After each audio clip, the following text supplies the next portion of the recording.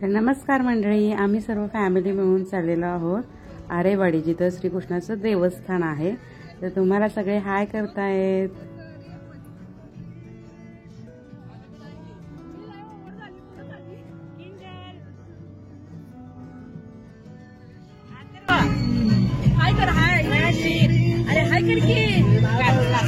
कौन है ये लोग? कहाँ से आते हैं? सो हा आमचा अचानकपणे ठरलेला प्लॅन आहे.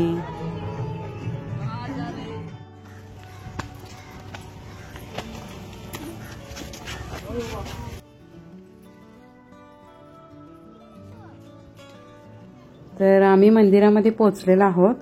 मला वाटतं मला इथं येऊन 8 ते 9 वर्ष झालेली आहेत आणि त्याच्यानंतर खूप बदलाव झालेला आहे. इथं खूप छान वाटतंय, प्रसन्न वाटतंय. फक्त थोडंसं ऊनच जास्त आहे.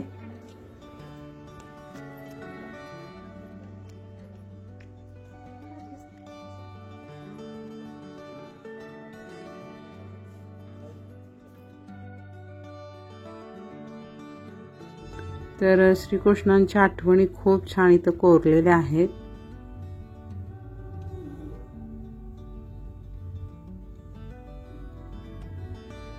पाहू शकता, खूप सुंदर आहे. आणि इथे एक शॉपही आहे जिथे सर्व देवाचं सामान अवेलेबल आहे. त्यानंतर इथून प्रवेशद्वार आहे आणि दोन्ही बाजूला अशी नंदी आहेत.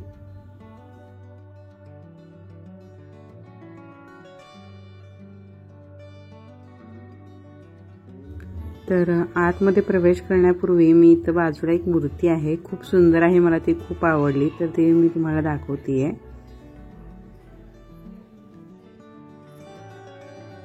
आणि मला जी मूर्ती आवडली ती ही जी तुळशीचं वृंदावन डोक्यावरती घेऊन उभा आहे. खूप सुंदर मूर्ती आहे ही.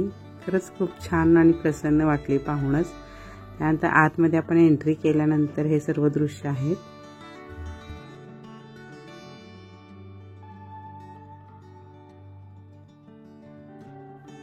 तर इथे आरतीला थोडा वेळ होता म्हणून मग आम्ही थोडंसं बाहेरून फिरून आलो.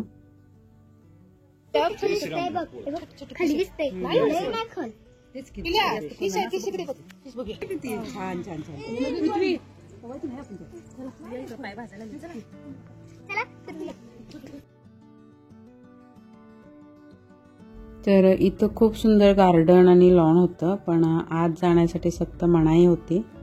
त्यामुळे आम्ही लांबूनच थोडंसं फोटोशूट वगैरे केलं. तर इथं पाठीमागच एक गोशाळा आहे आणि आम्ही सर्वजण तेच पाहण्यासाठी जातोय. तर अशा प्रकारे गोशाळेच्या भिंतीवरती खूप छान छान माहिती दिलेली आहे. मांसाहार करणं किती पाप आहे हे सांगितलं आहे, पण तरी देखील एखाद्याला जर मांसाहार करायचंच असेल तर किमान गायीचा करू नये, हे खूप पापजन्य आहे असं लिहिलेलं आहे. तर इथून मी थोडंसं शूट घेतलं आणि त्यानंतर आतमध्ये आम्ही गायी पाहिल्या बाहेरूनच.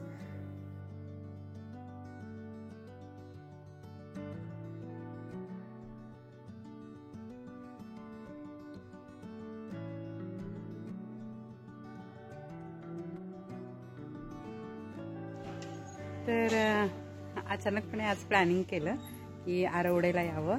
आणि तुम्ही तर आता बघितलाच, राधे कृष्णाचं मंदिर खूप सुंदर आहे हे ठिकाण आणि आजूबाजूचा परिसरही खूप छान आहे. तर असे आम्ही सगळे फॅमिली मिळून आलेलो आहोत.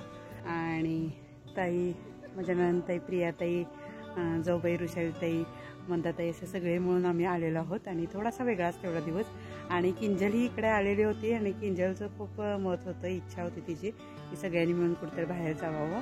मग खास तिच्या इच्छेखातर मग प्लॅन केलं. सरांना म्हटलं काहीही करा, वेळ काढा आणि आपण सर्वजण मिळून जाऊ आणि खूप एन्जॉय करू. थोडासा तेवढाच दिवस वेगळा.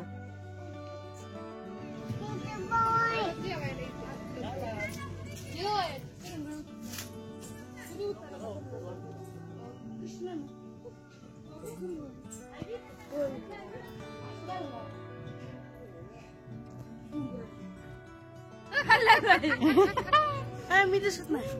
दिसला, सगळी दिसला.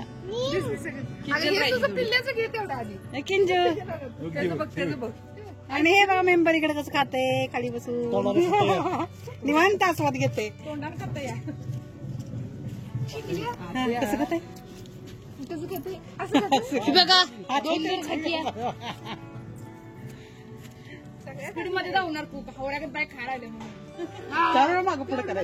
तर मंदाताईंची चेष्टा ही अशीच चालू असते. तर तुम्ही मग ही मंडळी या आईस्क्रीम खायला. का बघू राजू कसा खाता आईस्क्रीम बघू.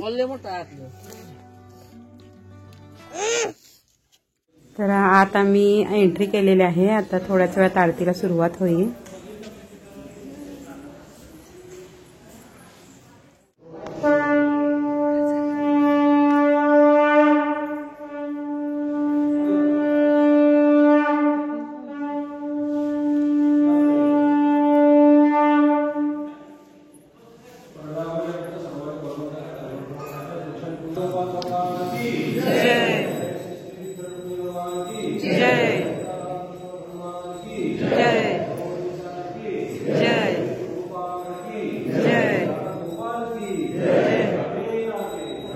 राधे राधे राधे.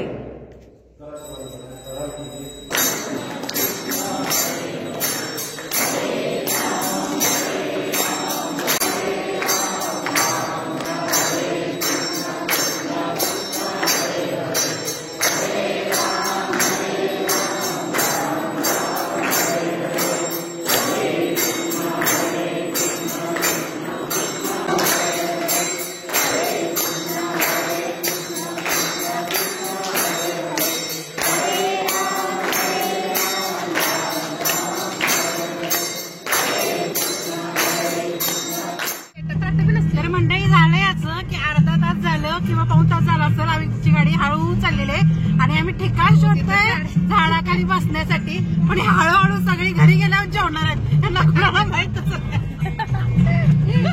घर जवळ आलं जागा बघत बघत चाललंय पण एक जागा सापडत नाही.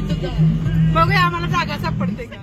तर फायनली आम्हाला जागा मिळालेली आहे. आम्ही होणाई मंदिरवरती आलेलो आहोत आणि हे मंदिर डोंगरावरती आहे. तर इथं झाडाखाली आम्ही बसलेलो आहोत आणि जेवण झाल्यानंतर इथे थोड्या वेळा थांबून आम्ही निघणार आहोत. तर बघा आमच्या मेनूमध्ये काय काय आहे. शेंगा आहेत, कोणी चिरमुरे आणलेले आहेत, मंदाताईंनी चपाती, लोणचं, चटणी, डाळ आणलेली आहे आणि ताई तिकडे आंबा चिरतायत आणि सगळे एकमेकाला शेअर करतायत. वाव किती छान आणि किती मस्त वाटतं ना. घरात तर नेहमीच जेवतो पण बाहेर असं जेवणही खूप जातं आणि खूप फ्रेशही वाटतं. हो ना. मला कमेंटमध्ये सांगा मलाही असं झाडाखाली बसून जेवण करायला आवडतं का. आंबा बघायचा. तिकडे आंबा इकडे लोणचं. मज्जा आहे बाई.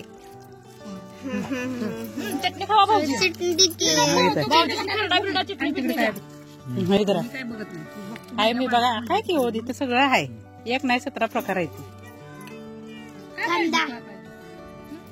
कांदा पाहिजे तर. आता आम्ही मोबाईल जरा बाजूला ठेवतो तर जेवायला या मंडळी. आणि आता आम्ही ताव मारतो. ये बघा हम गाड़ी में फंस गए हैं. ओके जा रहे हैं? हम जा रहे हैं अभी गुवाहाटी. गुवाहाटी जा रहे. अच्छा हाँ अच्छी तरह सुनो जरा हमारी बात. और एक पोस्टर दिखा है गुवाहाटी जा रहे हैं. काय ती काय डोंगर काय हॉटेल सगळं ओके मध्ये. काय चटणी काय चपाती सगळं ओके मध्ये. आणि पोस्टर बी त्यांचंच लावलं.